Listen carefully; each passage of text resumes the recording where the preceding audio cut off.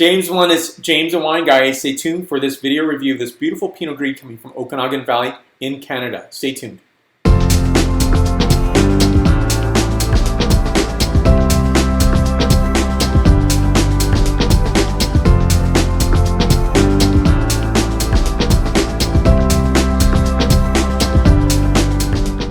So, huge fan of Tinhorn Creek, and for me, I think it's a really beautiful producer of gorgeous wines. So this is one of my favorite Pinot Gris of anywhere Pinot Gris produced. I think it's absolutely elegant, beautiful, gorgeous, showing what Okanagan Valley can do, and I really bring that out because it's important to think about in this way. That is, often Canada is thought of as just being an ice wine producing country, and that is so not true. Anybody who's living near Washington State, Minnesota, on the Canadian side of the U.S. border, U.S.-Canadian border, is that, yes, it gets hot in the U.S. Why wouldn't it get hot in Canada, right?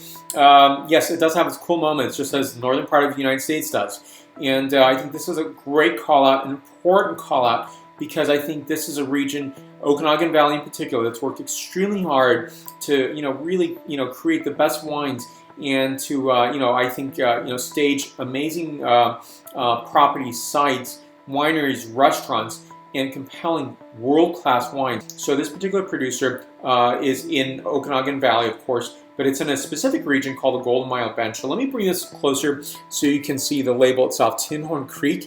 This is in reference to an old gold mine in the region. So you're going to see Okanagan Valley, the region. And recently, this whole region, Golden Mile Bench, is its own AVA, or that's not actually correct because that's an American viticultural area, but it's its own appellation.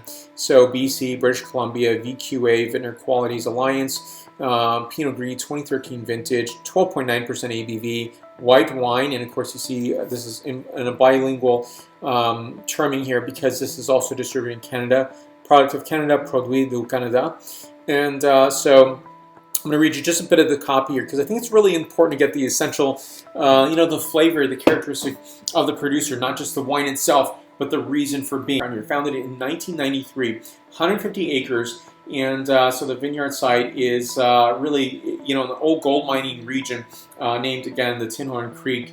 And so for me, I think this is a really representative wine of the region. So in Okanagan Valley, you don't just have Pinot Gris or Gewürztraminer or Riesling, you have other varieties as well. So they do beautiful Cabernet Franc, you have Merlot, you have Cabernet Sauvignon, you have Tempranillo, you have Petit Verdot, you have almost every major international wine variety grown in Okanagan Valley in Canada. This is a home guard wine glass from Denmark, fantastically nice. And I treat this like spun gold because I can't find a lot of these glasses, but I hope to get a greater collection in the future. So in this, I think Pinot Gris is one of these interesting wines where you have two variations, and rarely are they, completely balanced. Sometimes you get them, they're so austere, so dry, you just taste a little bit of alcohol and a bit of sweetness, and that's all you get out of the wine. Or on the other hand of the coin, you're going to get a lot of sweetness, a lot of what I call marshmallow tones. But on this wine, I'm getting the fruit characteristics, which I think is really essential for a successful Pinot Gris. So on this wine, I'm getting a notation of quince, beeswax, Meyer lemon zest and peel, additional notes of stone fruit and pine nut, and a hint of seashells. Next is the flavor characterization, then the point score.